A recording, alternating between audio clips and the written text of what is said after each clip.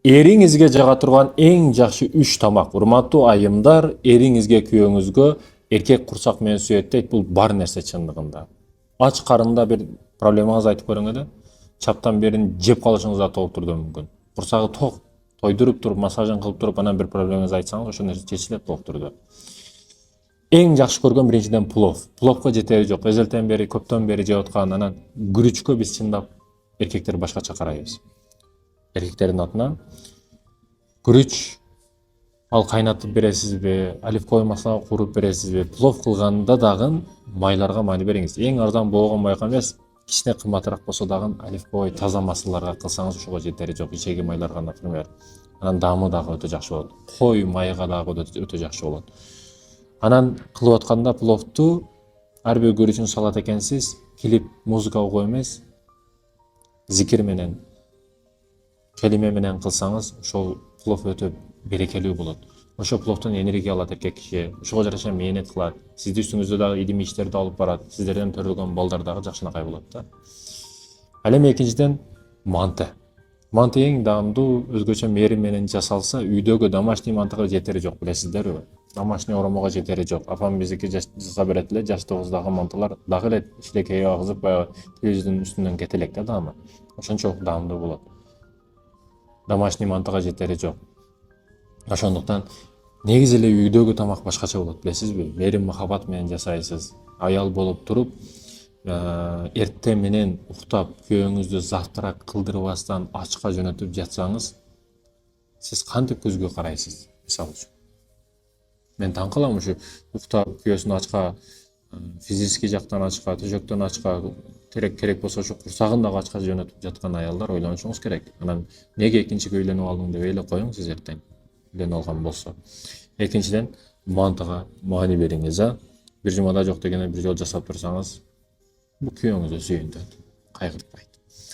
Ал эми үчүнчүдөн же 5 бармак, же лагман. Бул эркектердин өтө күчтүү, жагымдуу тамактарынын бири.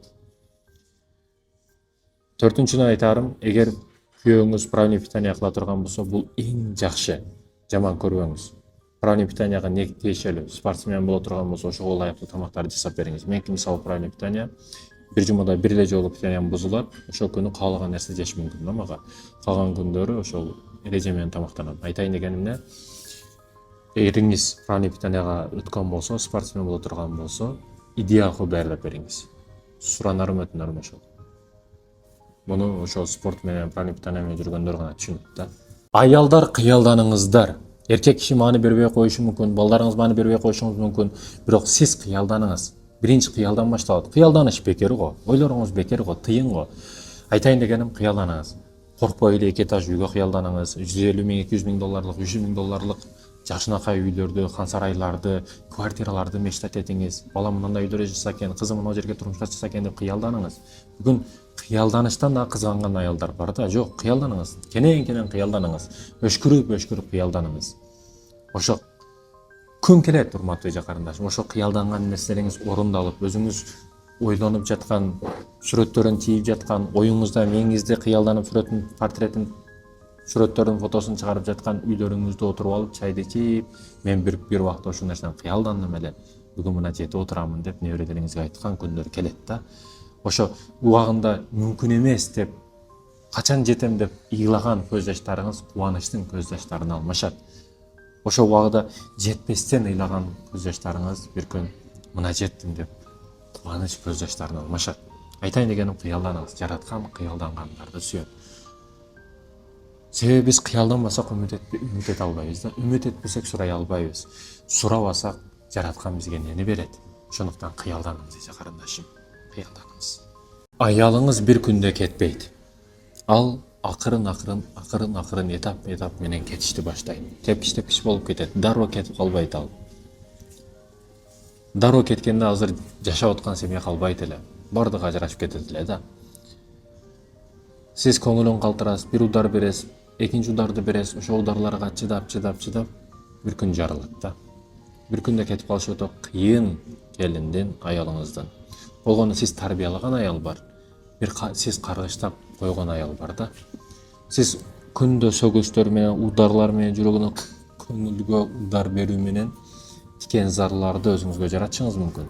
Же аппак роза гүлдөрдү бакчаларын жаратышыңыз мүмкүн өзүңүзгө. Эми сиз суроо берип көрүң, өзүңүздүн алдыңызда ким? Тикенге толгон тикен талаларбы же аппак розаларбы? Аны өзүңүздөн сураңыз. Эмнени эксең ошону оросуң дейт кыргызда. Бойдок жигит кыздын сулууна карап үйлөнүп. И кыздарга дагы эскертүүм, сулууңузга ишенип албаң. 25-ти күтпөң, 30-ду күтпөң, сулуулук кийин кетип калат дебең. Сулуулук кетип бүткөн нерсе. Сулуулук жете турган жерине жетип бүткөн нерсе. Ар кандай нерсе болушу мүмкүн, ар кандай абал болушу мүмкүн. Сулууңузга ишенбеңиз дегеним, жолдо кетип атып, пайгаланып, жыгылып, бетиңиз жара болуп болду, пишти. Эртең рак болуп калып, чачыңыз алынып, кал болуп калып болду, пишти. Жөнөкөй эле себептер менен сулууңузду жоготуп кое турган нерсе да. Жашыңыз өтөт экен, сиз карыйсыз, бетиңизге тери түшөт. Ойлоруңуз алмашканы сыяктуу, денеңиз дагы алмашат. Анан эмне үчүн сулууңузга ишенишиңиз керек? Бүгүн кыздарыбыз өзгөчөлүгү корккон нерсеси сулуулугу да. Сулуулугумду жоготуп албайм, вай күнгө кирем, вай мынага мындай кылам, вай мына жерим бояйм. Азыр абсолютно 90% кыздарыбыз көчөгө жасанмай чыкпайт. 90% жасанып чыгат. Эң азда бетин мына бирдекелерин коюп чыгат. Неге? Ишенич сулуулук болуп калды. И эркектер дагы ошо жасангандарды сыйлап урматтап калганы эң жаманы да. Алардан хазар кылып, уялып, намыстанып, кой деш эмес. Тескерисине кайрап, гуд деп кол чабыш. Эгер ошондой формалар менен жасанган абалда жоон санын көрсөтүп, жамаашын көрсөтүп чыга турган болсо, кой тобо кыл эмес. Тескерисинче нравится басып, дагы көбүрөөк чечин, дагы көбүрөөк жасан деп аны колдош болуп калды да. Кыздарыбыз дагы ошо арзубаган лайк, просмотр үчүн көрсөтпөгөн жери калбады, чечинбеген жери калбады. Колуңдогу болуп аткан иштерди карап, сырттан карап, каяка барабыз, эмне кылабыз деген суроону сизге дагы, өзүмө дагы бергим келет. Кыздын кыздыгын белгилеш маселесинде бүгүн балдар суроо кылат, башка кылышат, ал кыздыгы билинип калат жөн эле. Ол сурашканыңда эле колуна алып качат, эркектен жат сыпат болот. Анан келип, "Ке, мен сенен чыгам үстүңө, андай нерседе өбүшсөк жакшы" деп турган болсо, ал көп эле баланы көрүп койгон болот. Айтайын дегеним, кээ бир кыздар актриса болот, хейтерлик, түркүлүк көп кыздарда болот. Калп эле көп нерсени көргөн болсо дагы билдирбей, "Ой" деп колуна алып кача коет. "Вай, мен өмүрүмдө бир эркек менен жүргөн эмесмин, учурашкан эмесмин, жолуккан эмесмин" деши мүмкүн. Айтайын дегеним, өзүңүз таза болуңуз, сизге таза сөз түрдө келет. Өзүңүз жаман жүрсөңүз, ар жактан баары үйдөнгөндөн кийин дагы аялыңыз баары жүрөт. Эгер өзүң таза болбосоң. Айтайын дегеним, өзүңдөн сак бол, кошунаң тутпа.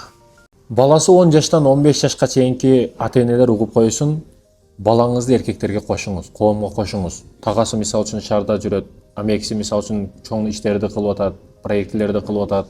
Мисалы үчүн кошуна акеси чоң ийгиликтүү иштерди кылып атат, успешный иштерди кылып атат. Мисалы үчүн уста, мисалы үчүн ошолорго кошуңуз. Шакирт кылып ал, бир жакта жүрөсүн, 3-4 күн болсо да сен менен жүрүп келсин, үйрөнсүн, коомду үйрөнсүн. Чоң территорияларга киргизиңиз ошо жаштык учурдан. Тезирээк аракет кылышыбыз керек. Өмүр ансыз деле кыска. Тезирээк аракет кылдырып, ошо чоңураак территорияларга кошсок, балабыз өкүнбөйт. Тескерисинче тезирээк пайда алып келет семьяга. Тескерисинче көбүрөөк акча алып келет эртең эле. Максатыбыз акча балдарыбызга табыш боло турган болсо, окутуштан, коллежде, университетте окутуштан максатыбыз билимдүү болуп, көбүрөөк акча боло турган болсо, эмне үчүн ошону кийин кылыш керек? Азыртан баштай берсин. Билесизби, ошо 10 жашынан баштап кошумча бир нерсени үйрөнүп күндө алып кете турган болсо, билесизби балаңыз не деген ийгиликтер жаратып коет 20га чыкканда. Ошондуктан да айтат да, Кудай бергендин баласы 20 жашында семьясына баш болот. Кудай ургандын баласы 40 жашта дагы жаш бала болот деп. Аракет кылайлы. Кайненелер, келиниңизге 3 нерсени кылыңыз. Биринчиден, жалаң эле зордоп үйрөтүүчү эмес, көңүл менен үйрөтүүчү болуңуз. Сиз айтышыңыз мүмкүн, барган учурда бардык нерсени билбегенин өзүм үйрөтүп алам деп убадан абишат этип, сонун түрдө алып кетишиңиз мүмкүн. Аны кийинчерээк үйүңүзгө келгенден кийин зордоп, кордоп, көзөрүнө жаш толтуруу эмес, көңүлүн көтөрүү менен, жылмаюу менен, назиктик менен үйрөтүп койсо болот көп нерсени. Ишенесизби? Адамды мажбурлап, же зордоп, же уруп тарбиялап болбойт да. Качан мажбурласаңыз тескерисин кылат ошол нерсени.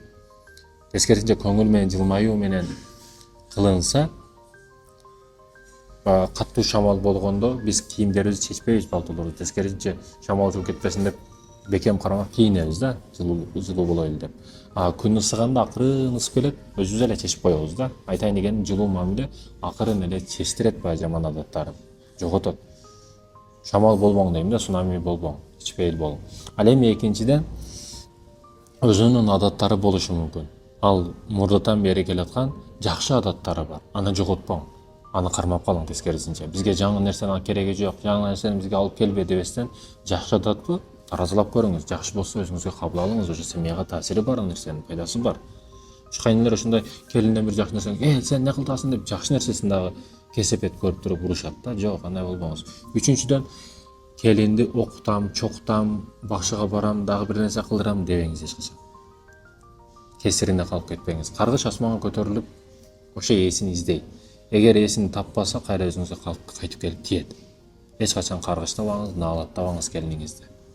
Сиз жалгыз болсоңуз, жалгыз аракет кылсаңыз, көп нерсеге жалгыз жетип жаткан болсоңуз, куттуктайм. Сиз эч кимге муктаж эмессиз да. Сиздин ийгилигиңиз чындыгында ийгилик. Себеби адамдар ушундай. Кээде адам бирөө аркылуу, ата-энесинин жардамы менен башкасын сиз өзүңүз жетип жатасызбы? Чындыгы ийгилик ошол да. Чындыгы кайф, чындыгы маза ошол. Билесизби, акыркы чечимди жеке менде дагы ушундай. Башкалардыкы менен кээде оюн сурайм, кеңешин сурайм. Шпаклевкада баягы үйдү кылып атканда бир жери карып кеткен болсо, мынтип былай чаптап койгон сыяктуу да бул. Негизги чечимди баары адам акырында өзүбүз чыгарабыз го, туурабы? Мен ушул нерсени байкайм, жараткан мени ар дайым жалгыз калтырат. Качан негизги чечимди чыгарышты кааласам. Жашоом кээде бир леви жака бурулушту баштаган учурда жалгыз калтырат. Оору менен, кыйынчылык менен, проблема менен, азап менен жалгыз калтырып коем. Жалгыз калтырган учурда терең ойлонушту баштайсың, бутуңду асманга жайып коюп, себеби бутуң ооруп атат. Көзүң ачылат да чындыгында, реал карай баштайсың. Ошо сүйгөн девушкаң жок. Ошо сен мечтать эткен кыялдарың уже өлдү. Сага мечтать этип кызык көрүнүп аткан геликтин $10,000 баллону сага кызык эмес.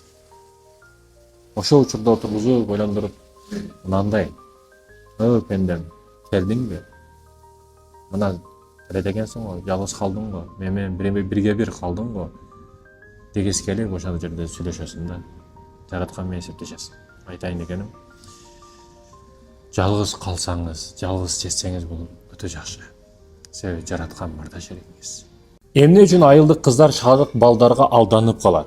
Намысын алдырып коет. Панорамага чыгып, башкача приемдогу физический телодагы руханий же рухий системадан чыгып, көп иштер болуп кетет десеңиз, шаардык бала шаарды билет, бүт бар жокту билет. Билесиздерби, адам клеткаларынан баштап рухий баягы көп нерседен ачыла турган учуру, ою көзү бүт ачыла турган учуру бул саякат болуп эсептелет. Шаарга келди, шаарда городской бала бар жокту билет, жакшы ресторанга алып барат, жакшы жерлерге алып барат, баягы ишенесиздерби, мен саякат кылып жүрөм. Амазонго барсаңыз, мисалы үчүн, азыр туруп эле Вьетнамга барсаңыз, ушунчалык мээдеги нейрондор ачылып кетет, жарылып кетет. Ал жерде эркек киши болуп туруп, мен бакыра берем. Мен чурка берем, мен кыйкыра берем ал жердечи, эркек киши болуп туруп. Ушунчалык кайерге түшүп калдым депчи. Кыз баланын дагы ошондой мээдеги нейрондор ачылып кеткен учурда не кылып атканын билбей дагы калат. Кайсы абалда жатканын өзү дагы билбей калат. Мени кайерге алып келип койдуң деп, кайсы абалда жатып бергенин өзү дагы билбей калат да. Ошон үчүн алданып калат. Эмнени айткым келет? Ата аялына эле романтик болбош керек. Ата романтик болуш керек. Кыздарына дагы эки жакты көрсөтүш керек. Мээрими сыяктуу туулган күндө өзгөчө нерселерди кылып бериш керек. Например, эки жака алып чыгыш керек. Туркия болобу, башка жактарга саякаттарды алып чыгыш керек. Анан ата романтик болуп машинасында айландырып эки жакты көрсөтүп кое турган болсо, көп нерсени билдирип кое турган болсо, эртең бир бала келип нерсе кылам десе дагы, ал нерсе таң калыштуу көрүнбөйт да кызыңызга. Алданып калбайт. Көрүнгөнгө этегине лесе көтөрө койбойт. Атам кылганын 1% кылган жоксуң сен дейт да. Айтайын дегеним, биз бир эле жактан кызым адам болду эле деп жүрө берсек, эртең башка жактан келип туруп бир нерсе кылып коюшу мүмкүн. Себептерди толуктурду бүтүрүп коелу. Себептерди көргөндөн кийин алданбайт ошол себептерге кыздарыбыз. Ажырашкан аялдар эрин эч качан кечирбейт. Бирок бир нерсени ушул жерде ачык түрдө мисал менен айтып коеюн. Мына мисал үчүн У деп коелу, Захар. Уус жыландын да эле уусу болот го, чакканда өлтүрөт. Мунун мисалы үчүн у деп ала турган болсок, мунабу сизсиз. Мунабу сизсиз, а мунабу Ташмат, Эшмат сиздин күйөөңүз мисалы үчүн. Буну сиз эч качан кечирбейсиз, а? Бирок кечирбе дегени, муну сизди кечирбей турган адамыңыз боло турган болсо, сиз эч качан кечирбейсиз буну. Да, кечирбең. Кечирбесеңиз дагы, бирок бул күндө бассейнге барат, күндө тамагын жейт, күндө рахатын алат, күндө ошо үйлөнгөн аялы менен жыныстык катнашын кылат, күндө рахат, кайф жашоосунда жашай берет. Бул жерде кечирбеген сизсиз. Бул сиздин кечирбегениңизди эч качан түшүнүштү да каалабайт, билишти да каалабайт. Өзүнүн жашоосунда жашай берет, рахатын кыла берет. Эми ну деген экинчи жагы дагы бар. Бул кандай десеңиз, кечирбегендигиңиз үчүн муну у захар күндө сиздин мээңизге куюлат, мынандай болуп. Чай куюлганда куюлат. Эмне үчүн? Себеби сиз мунун жашоосу, мунун көз карашы, мунун ой карашы менен биргесиз да, кечирбегендигиңиз үчүн. Себеби жүрөгүңүз сиз түрмө кылып алгансыз, ошо түрмөдөн чыга албай атасыз. Муну сиз кечирбегендигиңиз үчүн сиз бул жерде азаптап атасыз. Неге? Сизге бул түкүрүп койгон бул адам. Кечиресиңби, кечирбейсиңби, бул жашоосун жашай берет. Кечирбегендигиңиз үчүн сиз муну унута албай атасыз. Кечирбегендигиңиз үчүн сиз муну түрмөңүздөн кое бере албай атасыз. Жан дүниеңизди түрмө кылып алдыңыз да. Эми экинчи жагы бар. Кечирдиңиз деп коелу. Кечирсеңиз, паланча мени кечириптир деп туруп бул көбүрөөк тамак жеп койбойт. Же азыраак тамак жеп койбойт, же орозо кармап койбойт, же түн тахажжудка туруп койбойт. Паланча мени кечириптир деп бассейнге барбай койбойт деген түшүнүк жок. Буга абсолютно баары бир, сиз кечирсеңиз дагы, кечирбесеңиз дагы бул рахат жашоосун жашай берет. Айтайын дегеним, бул рахат жашоосун жашап атса, сиз неге күндө у ичишиңиз керек? Ушул суроону бергим келет сизге. Эмне үчүн мээңизди мусорго толтурушуңуз керек? Бул рахат кылып жашап атса, сиз дагы кечириң. Муну бегана деп билиң. Сиз рахат жашоодо жашашты баштаң. Мен ажырашкан катынды мисалга келтирдим. Бул любой темага тиешелүү. Акаңыз капа кылабы, бир тууганыңыз капа кылабы, көчөдөгү бейтааныш сизди капа кылабы, айырмасы жок. Мээңизге эмне үчүн захарды ууну чечасыз күндө? Кечириңиз дегени ал өзүңдү кечир деген, өзүңдү кое бер деген, өзүңдү бошондукка чыгар деген. Неге мусулманчылыкта биздин динибизде 3 күндөн ашыкса таарыныш, кек сакташ арам? Неге мүмкүн эмес? Себеби азаптасаң, кыйнасаң өзүңдү ашып барса 3 күн эле кыйнагын. Андан кийин давление болосун, сахар болосун, кыйналганың калат, өзүңдү өзүң куткар, өзүңдү өзүң сакта деген ал. Бул нерсе, бул мыйзам, ал кечириш дегени ол башканы кечириш эмес, өзүңдү кечириш деген, өзүңдү сактап калыш деген, денеңди, мээңди, рухуңду сактап калыш деген. Эмне үчүн энергияңды, максатыңа, селиңе ошо ийгилик үчүн, успех үчүн аракет кылбай, ошо кечире албаган адамды ойлош менен, кызганыч менен, ошонун түнүгүнү кантип жамандык кылам деп кек сактап өткөрүп алба деген. Ал чыныгы адилет таразы эртең акыретке барганда болот. Ошол жерде чечип ала бересиңби менин кандай разборуң болсо. Азыр только период жүр деген. Ошондуктан мен кечире албаган адамдарга өтө таң калам. Кечире албасаң, давление болгонуң калат, сахар болгонуң калат, ооруганың калат, өлгөнүң калат. Бир результатым калбайт аркада. Аркада результатым калат десең, душмандарды күйдүрүштүн, ошо кечире албаган адамдын көтүн күйдүрүштүн жалгыз жолу, аркамды сотат деп айттырыштын жолу бул ийгиликке жетиш. Ийгиликке жетиш бул сен ойлобогон душмандарыңдын бардыгын аркын күйдүрөт. Ишенип кой буга. Ийгилик жарат экен дешим. Ийгилик.